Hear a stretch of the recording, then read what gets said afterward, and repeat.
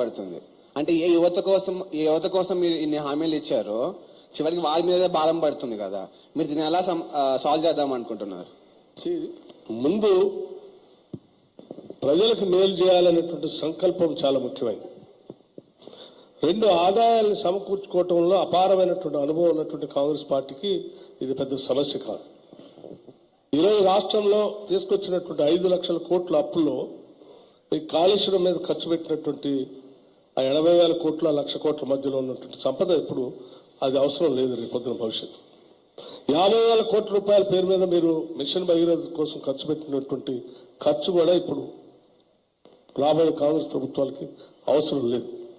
ఇటువంటి వాటన్నింటినీ జాగ్రత్తగా పోగేసుకుంటూ దోపిడీకి గురి కాకుండా జాగ్రత్త ఫిల్ఫ్రేజ్ చేసి ఆదాయాన్ని పెంచుకొని ఆ వనరులతో ఈ సంక్షేమ కార్యక్రమాలు చేయడానికి మంచి అవకాశం ఉంది. నెంబర్ 1.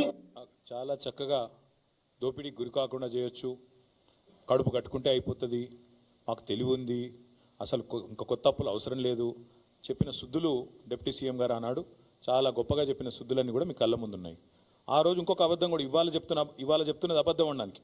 ఆ రోజు 5 లక్షల కోట్లు అని చెప్పిండు ఆయన. మొదలు 10 సంవత్సరాల పాటు అసెంబ్లీలో ఉన్నాడు, ప్రతి బడ్జెట్ స్పీచ్లు విన్నాడు, ప్రతిసారి బడ్జెట్ చర్చలో అప్రాప్రియేషన్ చర్చలో పాల్గొన్న బట్టి గారు ఆ రోజు 5 లక్షల కోట్లు అన్నాడు. ఇప్పుడు రేవంత్ రెడ్డి గారితో సావాసం చేసి డిప్యూటీ సీఎం అయినాక అప్పు సడన్గా 7 లక్షల కోట్లు అయింది, 8 లక్షల కోట్లు అయిందని చెప్పి అడ్డగోలుగా మాట్లాడుతున్నాడు.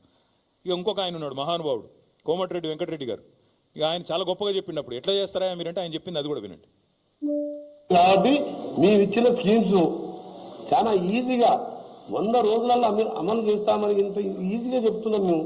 అంటే మాకు లెక్కలు లేకుండానే 5 times మీ ఎమ్మెల్యే మినిస్టర్ ఎంపీగా ఉన్నాను మేము చెప్తామా? 100 days చూస్తూనే అయిపోతాయి. ఇప్పుడు ఆర్టీసీ బస్సెస్ ఫ్రీ పోతున్నాయా?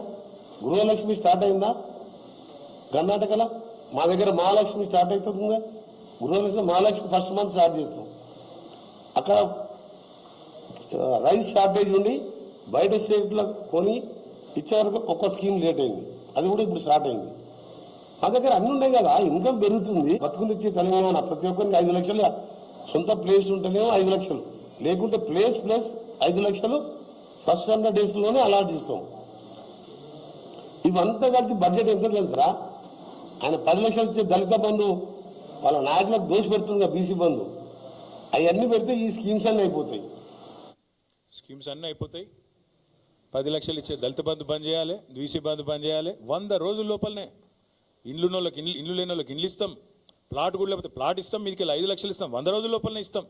ఇవన్నీ వీళ్ళు మాట్లాడిన మాటలు, వీళ్ళు చెప్పిన హామీలు. బాధ ఎక్కడ అనిపిస్తుంది అంటే, సరే ఓట్ల కోసం ఇష్టం వచ్చినట్టు నోరు ఎట్లా ఉంటే అట్లా నారికి ఎంత వస్తే నోటికి ఎంత వస్తే అంతా మాట్లాడినారు. కానీ ఇవాళ బాధ్యతాయుతమైన పదవుల్లో కూర్చొని మంత్రులుగా, ఉప ముఖ్యమంత్రిగా, చీఫ్ మినిస్టర్గా ఇవాళ మాట్లాడుతూ ఆర్థిక పరిస్థితి బాగాలేదు అని చెప్పడానికి సిగ్గనిపిస్తలేదా? బాగాలేనిది ఆర్థిక పరిస్థితి కాదు, మీ మానసిక పరిస్థితి. బాగాలేనిది మీ మానసిక పరిస్థితి బాగాలేదు. మీకు ఇక్కడ గుజ్జు లేకపోతే మేమేం చేస్తాం దానికి? మీకు తెలివి లేదు, రాష్ట్రాన్ని నడిపే తెలివి లేదు, పరిపాలన చేత కాదు. కాబట్టి నోటికొచ్చిన వ్యాఖ్యానాలు చేస్తూ ఉన్నారు. చక్కదిద్దాల్సిన సీట్లో కూర్చొని చేతగాని మాటలు మాట్లాడితే ప్రజలు ఏమనుకుంటారు? మీకు లోన్లు ఇచ్చే ఇన్స్టిట్యూషన్స్ ఏమనుకుంటాయి? దేశంలోని మిగతా పార్టీలు ఏమనుకుంటాయి? మిగతా రాష్ట్రాలు ఏమనుకుంటాయి అనే కనీస సోయి కూడా లేదా? అసలు మిమ్మల్ని కూర్చోబెట్టింది ఎందుకు? ఆ 420 హామీలు మీరు ఏదైతే ఇచ్చినారో వాటిని అమలు చేయండి అని. కానీ మీరేం చేస్తున్నారు?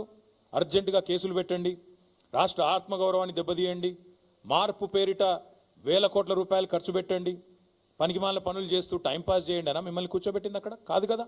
రైతు భరోసా ఏది, 6 గ్యారంటీలు ఏది? గతంలో ఒక మాట అన్నారు ముఖ్యమంత్రి గారు, ఇప్పుడు ఆ వీడియో ప్లే చేయమంటే చేస్తాను, అక్కడ ఉంది. కడుపు కట్టుకుంటే ఏముందా, 1 సంవత్సరం కడుపు కట్టుకుంటే 40,000 కోట్లు ఇట్లా ఇచ్చేయచ్చు రుణమాఫీ అన్నావు. మీరందరూ చూసే ఉంటారు. అంటే ఇప్పుడు ఏమైంది మరి? ఈ 420 హామీలు ఏమైనాయి? ఇవాళ ఈ కారు కూతలు ఎందుకు? రాష్ట్ర ఆర్థిక పరిస్థితి బాగాలేదు అనే దివాలా కోరు మాటలు ఎందుకు మాట్లాడుతున్నావు? రైతులను మోసం చేయడానికా? మహిళల్ని మోసం చేయడానికా? పెద్ద మనుషులను మోసం చేయడానికా?